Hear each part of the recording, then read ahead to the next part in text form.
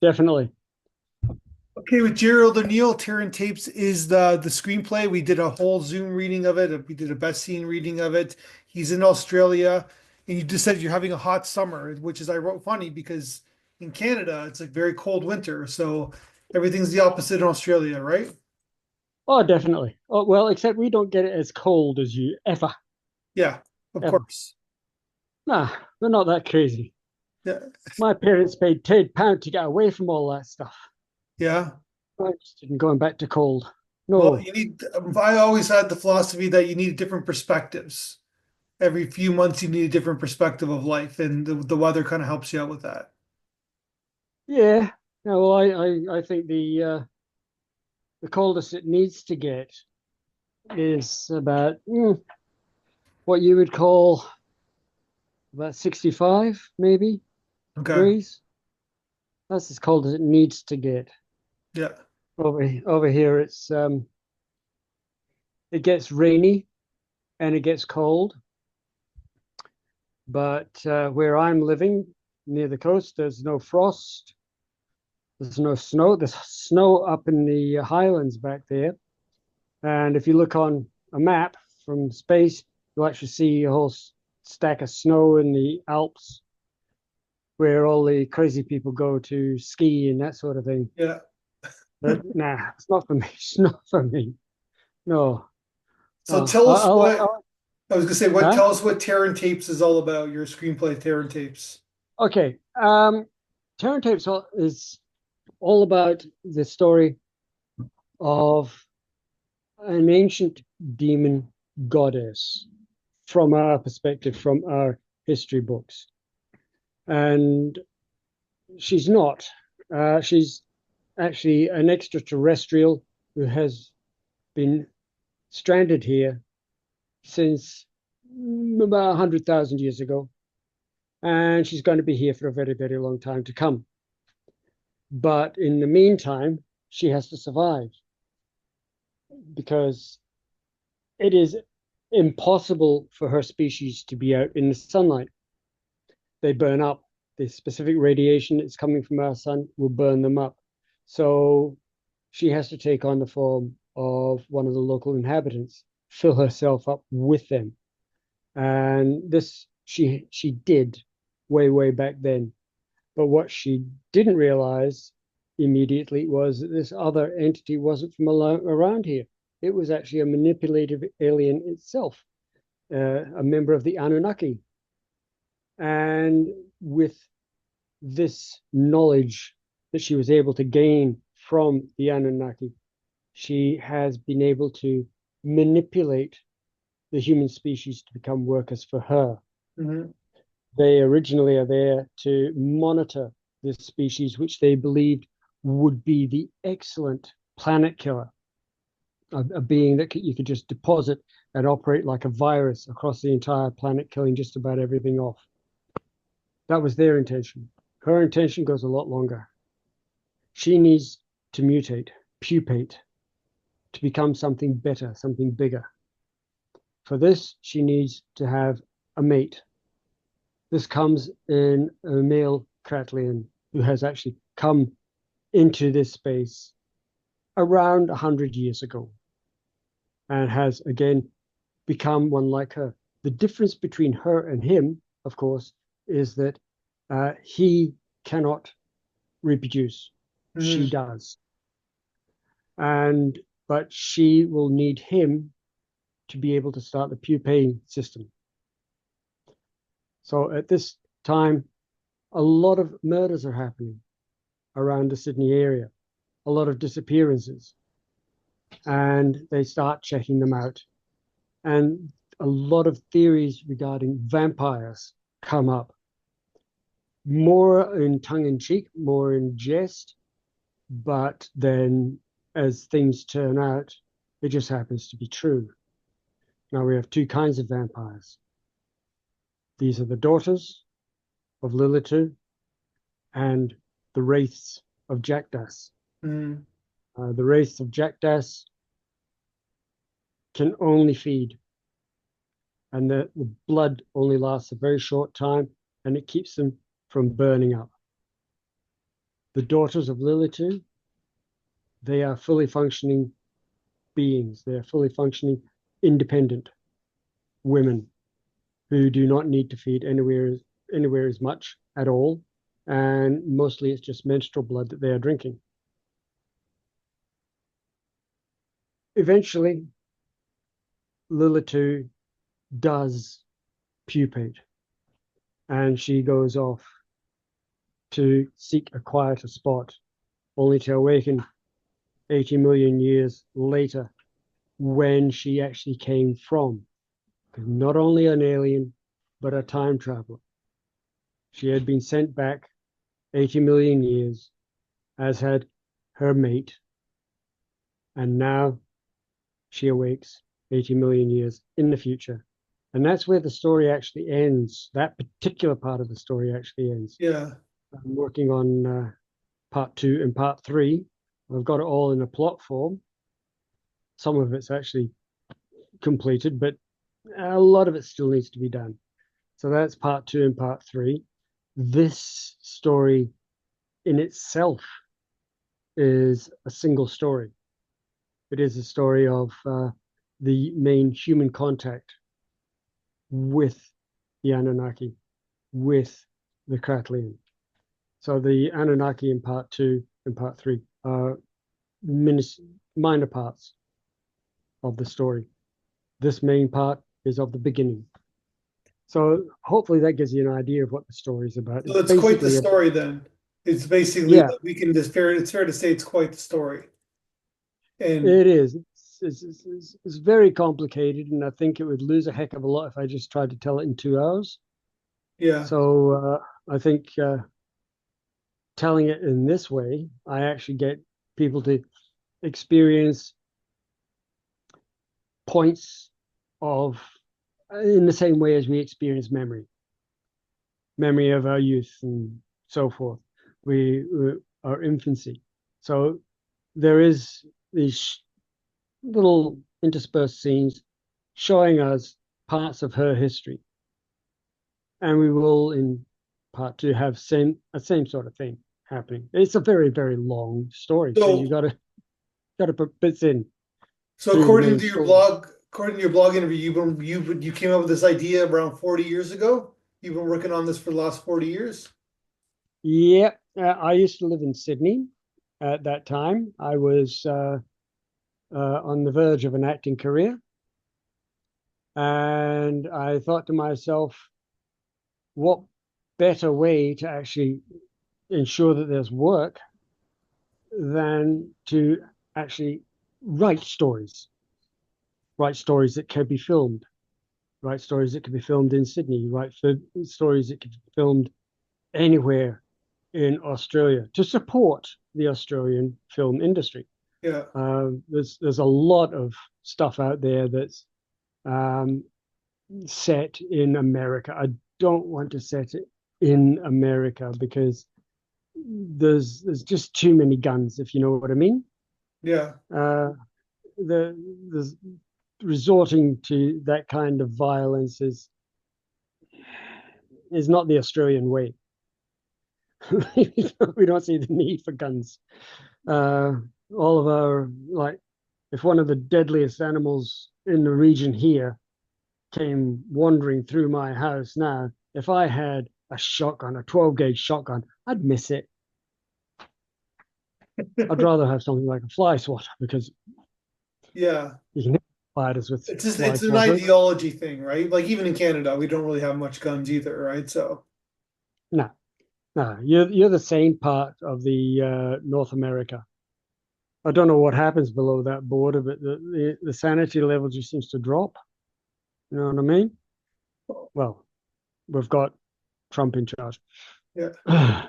Don't worry. I'm a border kid, so I grew up like on the border of Canada, United States. So I got to see Uh, both perspectives, and yeah, there's bad and good on both sides, right? So oh yeah. Oh, don't get me wrong, but I would ever think of any particular person. I'm looking at well, like we changed the rules because we found out that somebody would go out and do something really, really stupid. Yeah.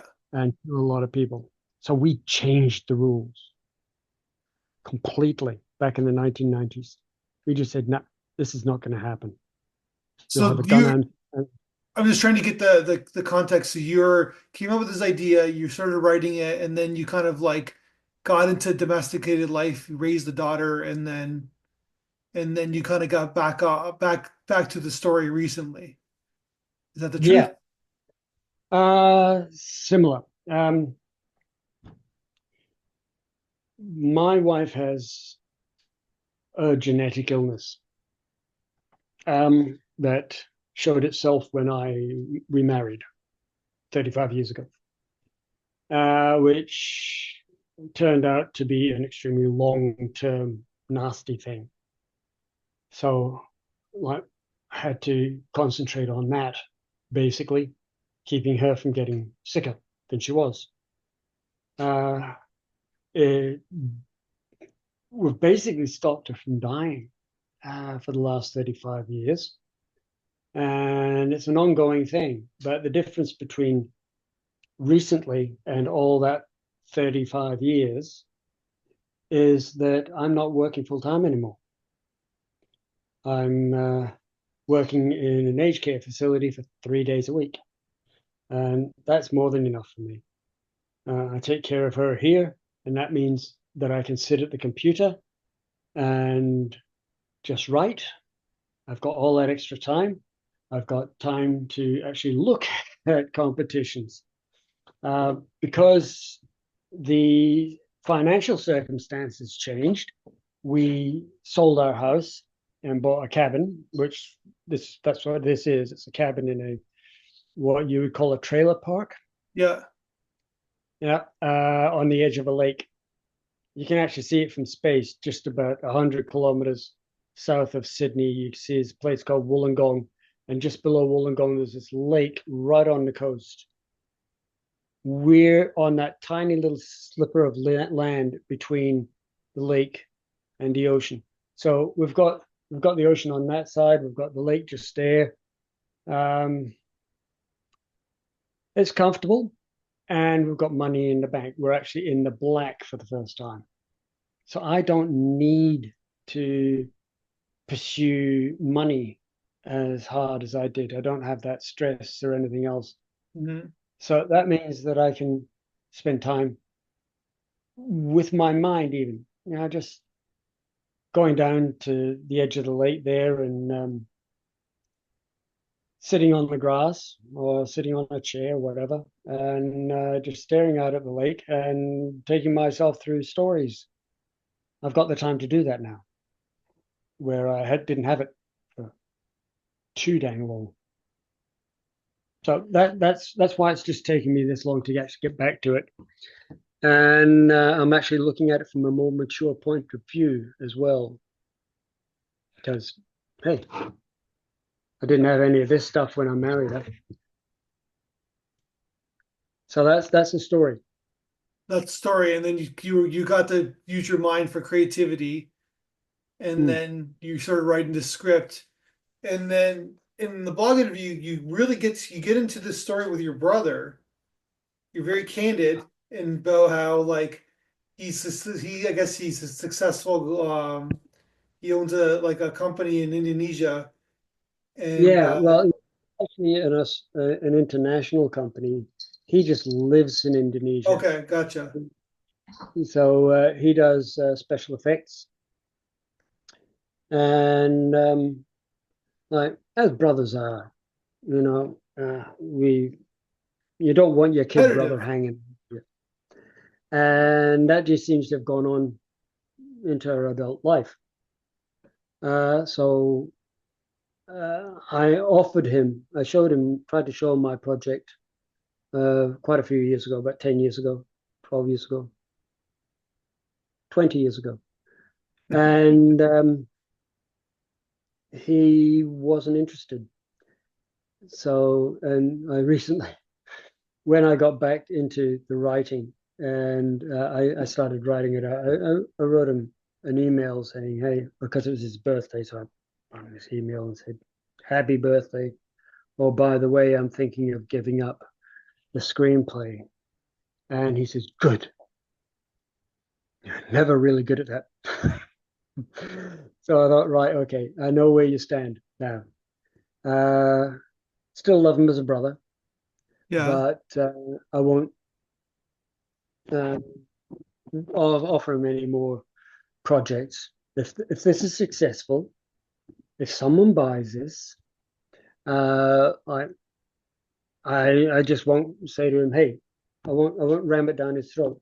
But I was able to get the Wild Sound Award and stick it up on LinkedIn just so that he would see it. Yeah. But that's Well, that makes as that them. goes. So there's still there's still competitive juices, I guess.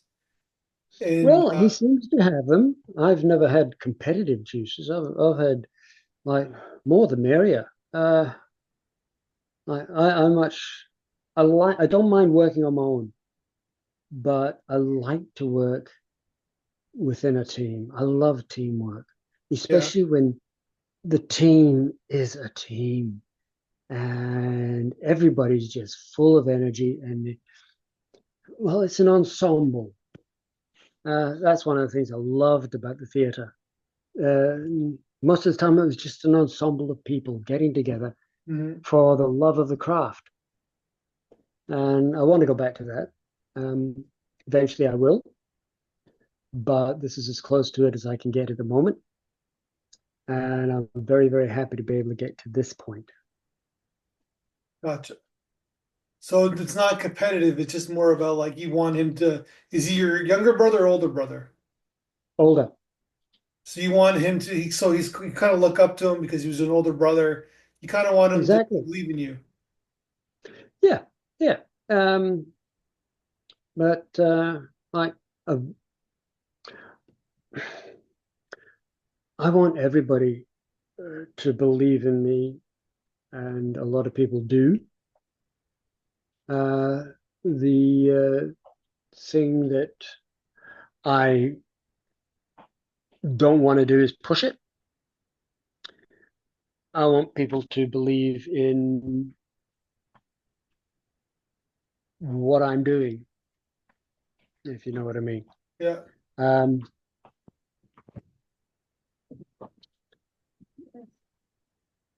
I want people to fall in love with the work that I do.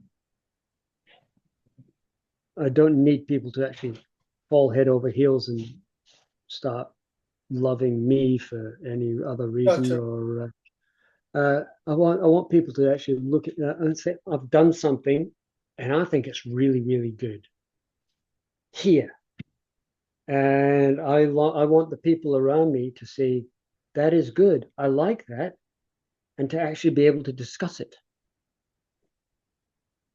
in a logical adult way with enthusiasm towards the project from both sides. uh,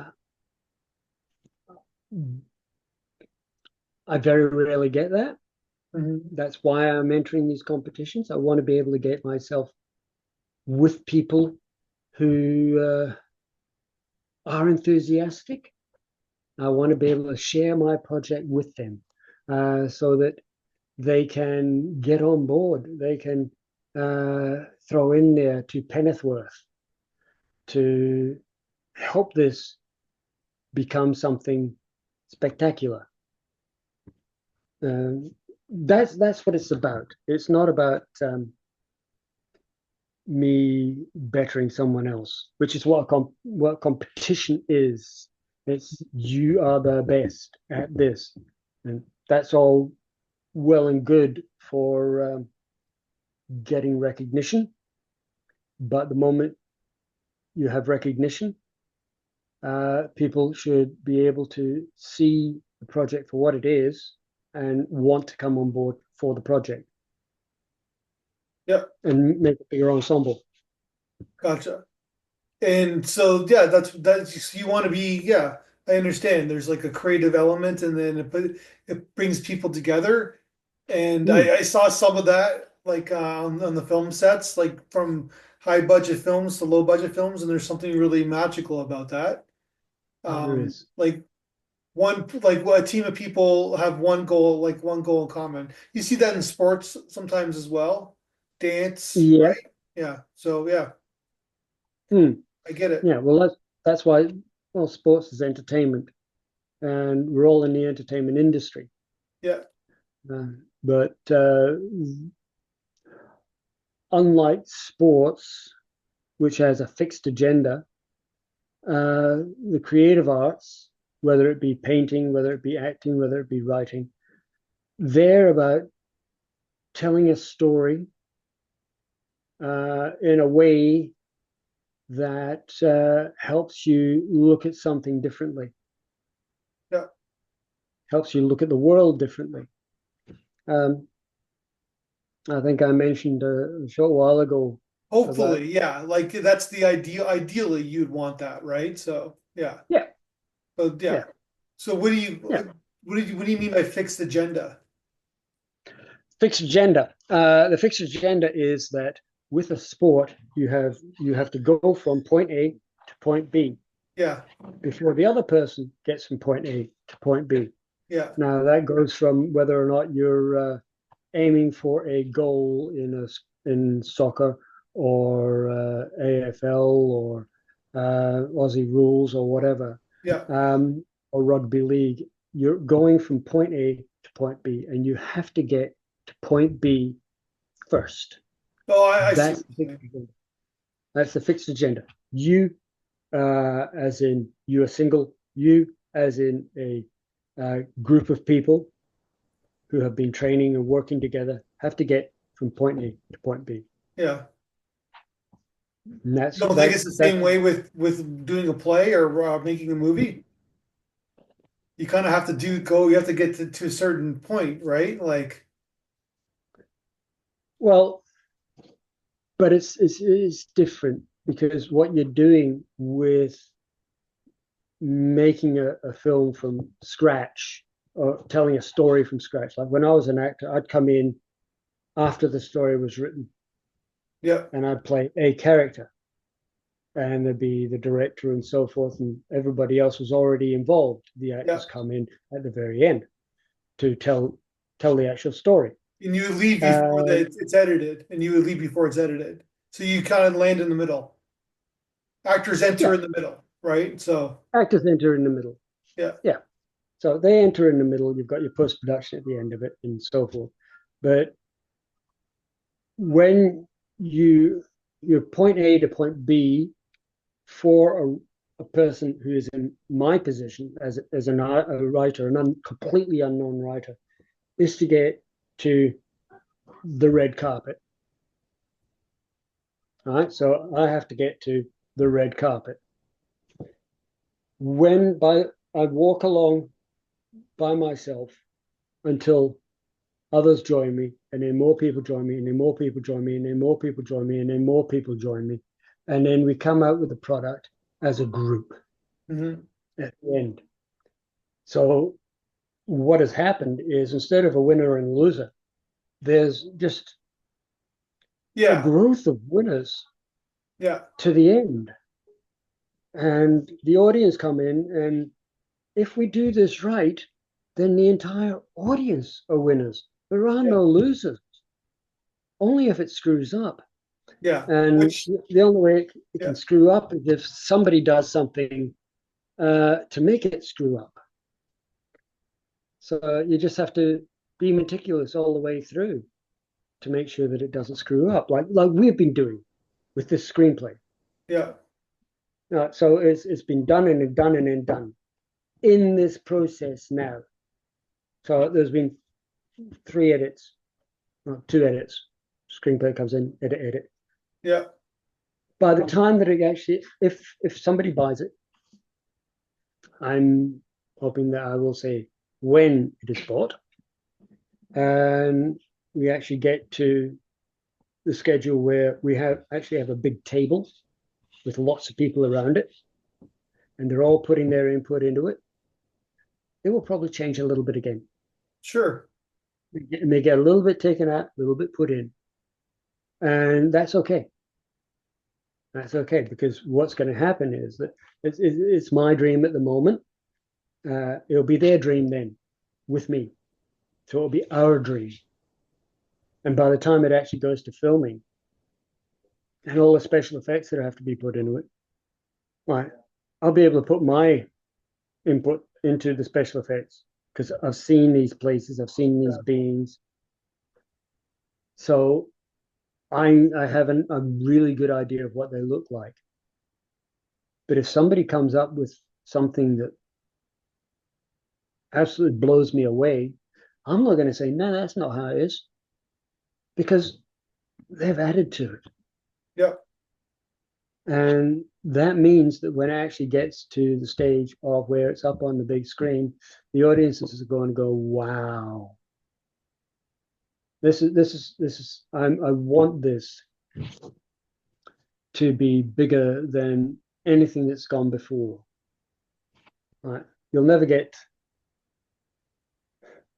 I found 3 technical mistakes in 2001: A Space Odyssey when I watched it, and nobody's ever mentioned those 3 mistakes Yeah. because the film itself, Yeah. It doesn't matter. although it doesn't matter. Yeah. I would like to make sure there are no Yeah. mistakes that somebody's going to see and notice those errors every time they watch it. I would hope that that's not going to happen. Um, I need other people to make sure that that doesn't happen. Gotcha. I can't do it on my own. Well, So so we've that's the done goal. we did the reading. So we're, you submit to us, you won the contest. I'm assuming you're submitting to other festivals as well. You're getting the script out there. It's complicated in nature, but then it's very simple in its concept, Mm, if that makes mm. sense. Oh yeah, yeah. I work on the operation of keep it simple, stupid. The KISS Yeah. system. Well, just because you Uh, don't want to, you want to keep the audience emotionally involved, right? So, yes, I don't want to overwhelm them with science. yeah, exactly. They don't need that.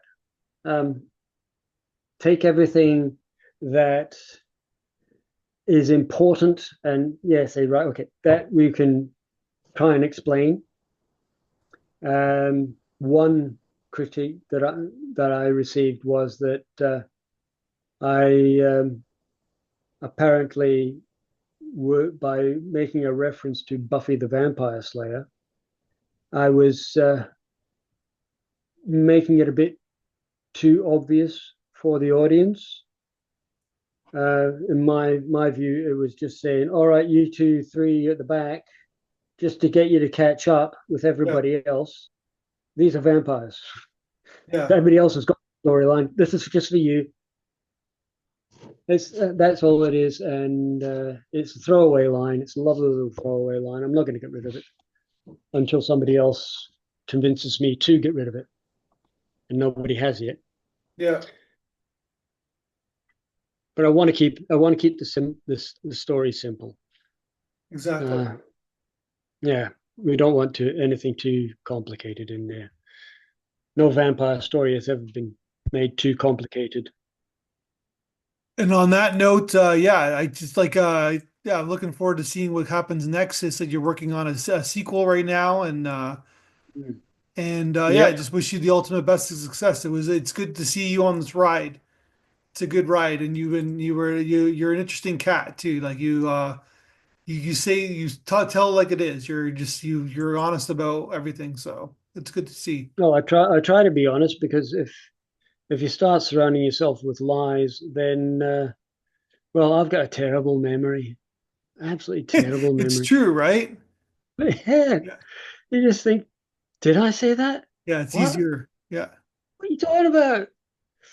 I want one of these little pens that look like there are cameras and recording devices, yeah, and so that at the end of the day, when I'm feeling really, really, really depressed about how badly my day's gone and how I found myself in such a state, I can actually stick it on and just watch it back and then say, right, okay, it had nothing to do with me. It was them all along. Yeah, Everybody else is a bad guy, yeah. not me. No, it's a good way to end it. So I appreciate your time, and let's talk again when we showcase your sequel or we have something else to talk about. Well, definitely. Don't be a stranger. Send me an email if you think of something. Yeah. Definitely. We know how many competitions there are out there.